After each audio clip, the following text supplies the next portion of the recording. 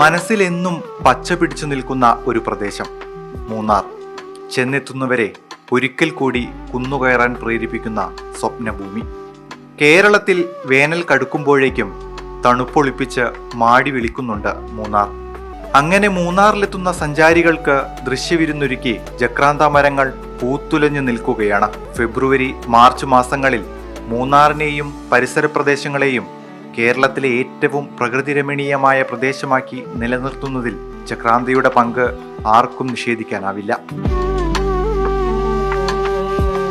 മാർച്ചും ഏപ്രിലും നല്ല വാഗ പുതുസമയമാണ്, നല്ല നീലവാഗ. അതായത് ചില ആൾക്കാർ ജക്രാന്ത എന്ന് വിളിക്കുന്നു, ചില ആൾക്കാർ പരീക്ഷാ മരങ്ങൾ വിളിക്കുന്നു. അത് പരീക്ഷാകാലമുള്ള മാർച്ച് മാസം. ജക്രാന്ത മരത്തിനും പൂവിനും ദൂരക്കാഴ്ചയിൽ ഗുൽമോഹറുകളോടാണ് സാമ്യം. 20 മുതൽ 33 മീറ്റർ വരെ ഉയരത്തിൽ വളരുന്ന ജക്രാന്ത പൂർണ്ണമായും പൂക്കുന്നതോടെ ഇലകളെല്ലാം അപ്രത്യക്ഷമാകും. വയലറ്റ് പൂക്കൾ മാത്രമായി രൂപാന്തരപ്പെടുന്ന ആ കാഴ്ചയെ വർണ്ണിക്കാൻ സാധിക്കില്ല. ഇത്രത്തോളം മനോഹരമായ ഒരു പുഷ്പം ഭൂമിയിൽ അപൂർവമാണെന്ന് പറയേണ്ടിയിരിക്കുന്നു.